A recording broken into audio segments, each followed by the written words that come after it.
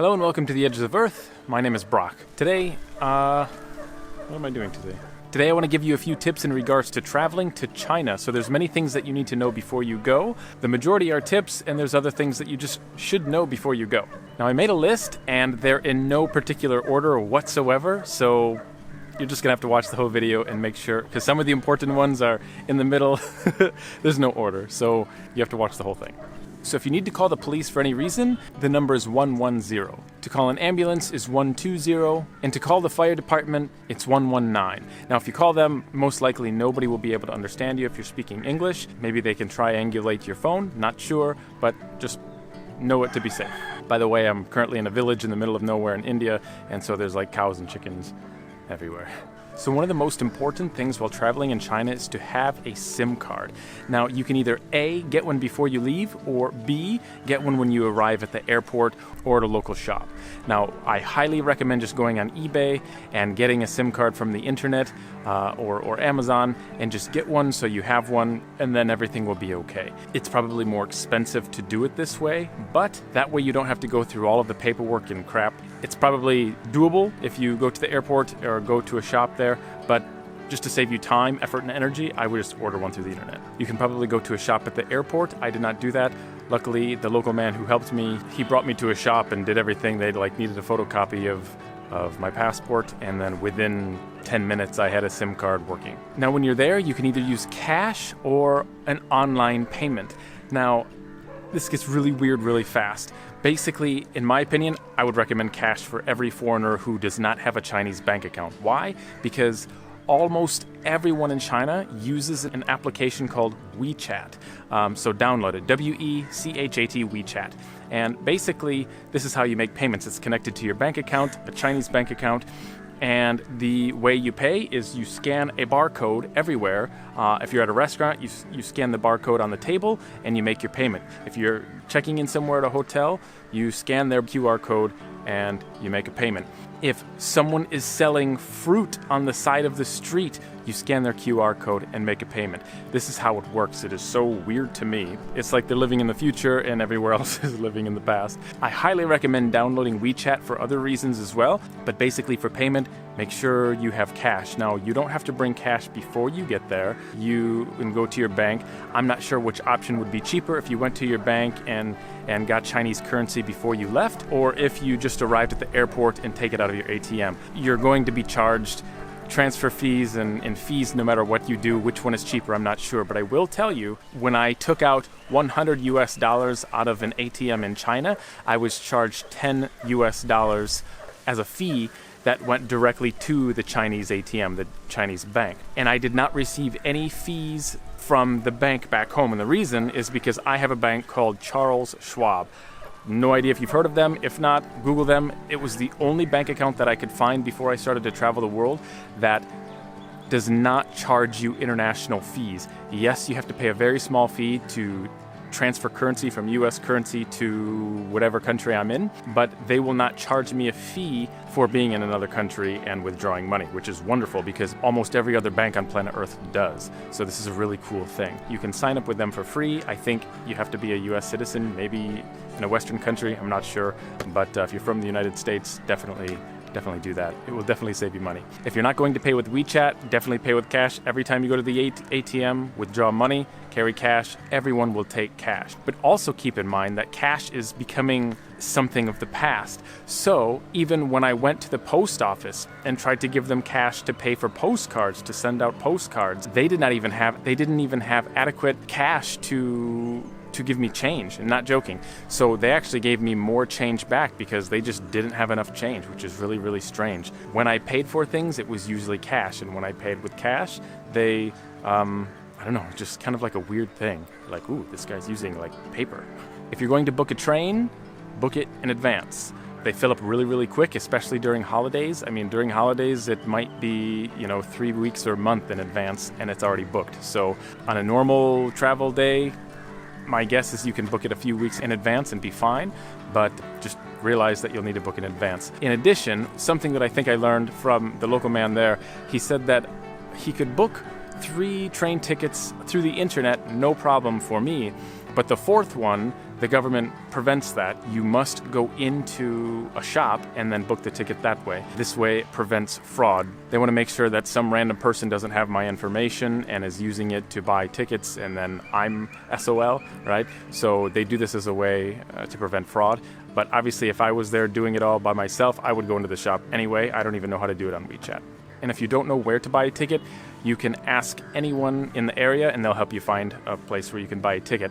Which leads me to the next thing, which is if you can't speak Chinese, what do?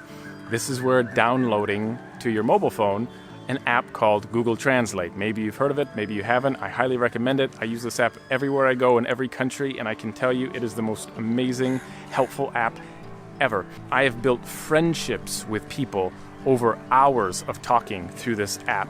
They speak 0 English, I speak 0 of their language, but yet we're best friends, right? Because we use this phone to communicate to each other, which is a wonderful thing. It's so cool. So anyway, when you have it, you can talk into your phone or type, and then you can either show this to them, they can read it, or they can listen to it being played back, and then you guys can communicate. So you can ask them, hey, where's the local train station or shop to purchase a ticket? Because sometimes you don't have to go to the actual train station. You can go to like this third party somewhere, so you can ask them where that is. I hung out with a local man almost for 6 months while I was there. I did not have to experience traveling hardcore alone like I usually do in every country. But if I did in China, I will say China would be at the very top of my list in terms of difficulty to travel, difficulty to navigate. It is a really complicated thing in China from my perspective. And one of the reasons is the language barrier. Now, I've been in other countries, and there is a language barrier in other countries as well, obviously. But I don't know, something about the Chinese organization and the level of technology that they use is really different. I don't know how to explain it, but you will notice when you get there, things are difficult. So as long as you have your Google app, Google Translate, and you can communicate to people, this should help significantly. Another thing that you need to be aware of is when you arrive at the airport, when you touch down in China, if you have your local SIM back home and you try to use this, nothing will work. Absolutely nothing. Even if you get a SIM card that is supposed to work in China, right, from the internet, and you use it, it depends on what service is providing you internet. It might be a Chinese internet. It might be a different company giving you internet in China. It all depends. The reality is the internet coming into your phone, it doesn't matter where it's coming from. All of your apps will not work, and all of the websites that you want to go to will not work. I promise you that.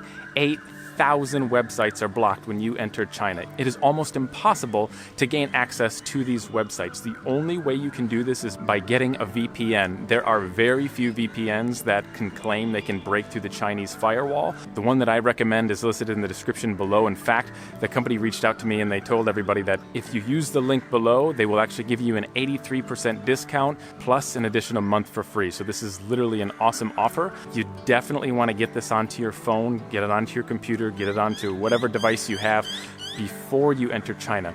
It can be a difficult thing to download and get this software on your devices after you are in China, because often China blocks the websites to download it from. Or if you go to a store, a Chinese store, they're just not on there to be downloaded. So my biggest recommendation to you is download and install this stuff before you arrive in China, and then you should be good to go. When I wanted to fly to China, I tried leaving from different airports to fly into China and flying into China at different airports. And what I found is consistently the cheapest place to fly in and out of is through Hong Kong. So if you're trying to save money, land in Hong Kong, get a train ticket, take you to mainland China, and enter through the Shenzhen border, and then take a train to wherever you want to go from there. And my guess is it will save you money. If you're worried about time and don't want to deal with all the hassle, then yeah, don't worry about going to Hong Kong. But if you're like me and you're on a budget, sometimes you'd rather trade time just to save a little bit of money.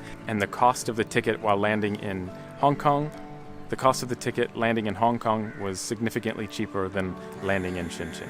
So just as a side note, if you're an American, and maybe a couple other countries as well, I'm not sure, we are able to get a 10-year visa. Now this is just like unbelievable, right? And so when I went there, I just wanted a 3-month visa, and I said, I just need a 3-month visa. I'm gonna go in, exit, done. And she says, well, the price of a 3-month visa is going to be the same price as a 10-year visa. Would you like me to just give you a 10-year visa? And I said, yes please. So I guess we're lucky in that regard. I know most other countries you can't do that, but if you're from the United States and you're trying to get a visa, make sure you just go for the 10-year visa. Restaurants. So this is something to be aware of. It's not so much a tip.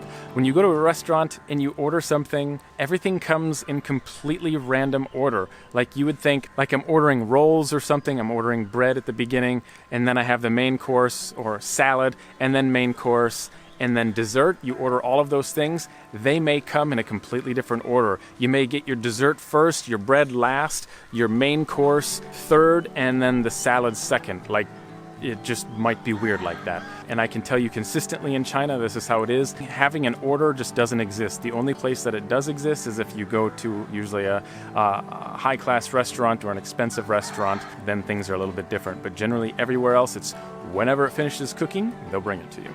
So if you want to use a taxi while you're in China, download the application, probably before you arrive, I don't know, DD Driver. Basically, it's a taxi app. They don't have Uber. They don't have the other apps that we're used to in the West. Download that app and you should be good to go. If you don't want to use the app, you can just stand on the street. You can just stand on the street. You can just stand on the street. You can just stand on the street. Holy You can just stand on the streets and just wave your hand, and they'll stop just like normal. But when you stop them, make sure that you are able to use Google Translate to explain where you want to go. It'll get really weird really quick and really frustrating to the driver if you're wasting his time because you can't communicate to him. So make sure you have a map, make sure you have something in Chinese where he can understand where you want him to take you. Practice your chopsticks before you go. Almost every restaurant will serve you food with chopsticks, and fork and knives almost don't exist. So that's a thing. If you're not familiar how to use them, go on Google, go on YouTube, and figure out how to use them. Otherwise, you're going to look really weird in front of people. So that's a thing. Just practice your chopsticks. So luckily, I did not experience this because I was with that local man the whole time. But apparently in China, there's so many hotels where they will reject foreigners. So basically, when you want to go somewhere, you book it online and you get there, they'll say, no, sorry, you're a foreigner, we can't accept you. But they won't say this. They might say something like our computer's down, or the rooms aren't clean, or they'll give you a weird excuse that just logically doesn't make any sense. Or they'll say all of the rooms are booked, and like, no, they're not. So just be aware. Generally, when you want to book a hotel, if time is very valuable and you don't want to waste time at all, search for an international hotel. But the only downside is the price is usually a little bit higher, sometimes a lot higher. That will increase your odds to make sure that they will allow you a room. So generally, if you're staying at a hotel, you will not have to register with the police station because the hotel takes care of this for you. But if you're staying in an apartment, you're staying at a friend's house, you're staying in anywhere else other than a hotel, you'll have to register with the police. I don't know if this is true or not, but I heard that you're required to do it within 24 hours. And if you don't do it within 24 hours and you are caught not doing it within 24 hours after arriving there, they can charge you up to $2,000, which is insane. So it is kind of important. When you get there, ask someone where the local police station is. Usually Google Maps kind of tells you the correct location anyway. But if not, ask a local, say, hey, I need to register with the police. What do I do? When I was in Shenzhen, we did this, and it took several days. I think I did it after like a week. There was no penalty for being late, and it was a really complicated thing. I had to go here and then go there, and then it turns out those were not the right spots, and then a local guy took me in his car, and we went here, and then he says, no, then we got to go here. So I went to so many places before finally it worked out. It was really strange. No idea, but I was not penalized for being late. Just you might want to do it because, I don't know, I would hate for you to be penalized. So most places in China have squat toilets, not a regular toilet that you're probably used to. In addition to that, when you're at a restaurant and it's a squat toilet, let me just say this, you may want to do some Googling to figure out how to use a squat toilet. If it's your first time ever in your life, then you may look at it and say, what the hell? So just do a quick YouTube search and figure out how this whole thing works. Number 2, always carry toilet paper with you. Now, I'm not saying like carry a roll in your purse or carry it in your back pocket. No, but they will sell like small individual packets of tissue, like to blow your nose if you have a cold or something like that. Just keep that in your pocket or in your bag or something like that. Generally, there's a waste basket. You don't usually flush these things down the toilet after you use them. Blows my mind. They always say, no, it clogs the system or something like this. I don't know. It's awful. It's never a fun experience in China or in in Eastern countries when you have the basket there that's been there all day and it smells awful. So that's a thing. Get ready for that funness. And often when you go in there, they either A, don't have toilet paper available, or B, there's no water available for those of you who know how to use a squat toilet properly. And so it's a big mess. Like, blah. It's really weird. Bring your own toilet paper, you'll be good to go. So if you plan on going to tourist areas, be prepared to bargain. I don't buy things. I live my life out of a backpack. So I can't carry things anywhere, so I don't buy anything. But apparently if you do, sometimes the prices are astronomically high because you're a foreigner, or astronomically high because you're a local Chinese tourist from a different part of China. And so they just charge you, and it's so normal, apparently, to haggle the price and try to get it lower.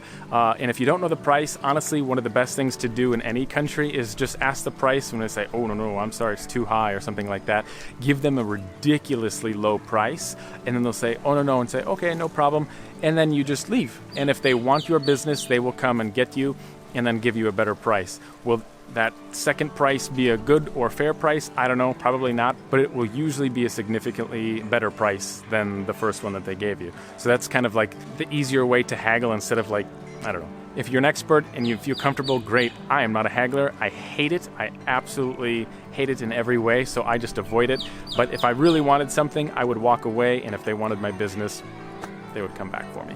Now, the very last thing I would recommend, and probably one of the most important actually, is scams. You need to learn about scams. Now, in every country that you go to, every country that you visit and travel to, there are different scams. And let me tell you, there are really strange scams that exist in the world today. Countries that I have visited, I mean, they have scams where they'll sell you fake coins, or they will have scams to convince you to buy them milk for their children, only to take that milk and resell it back to the store to get cash for it. I mean, there's much more complicated scams telling you that, your taxi driver telling you that the hotel is closed that he's taking you to, and let him recommend a different hotel to you. So, I mean, just really weird things. Like, some of these just seem so obvious, like, how would you fall for something like that? Or telling you that the train is closed, I can give you a taxi ride all the way to the destination instead of taking a train because the train is closed. Like, really?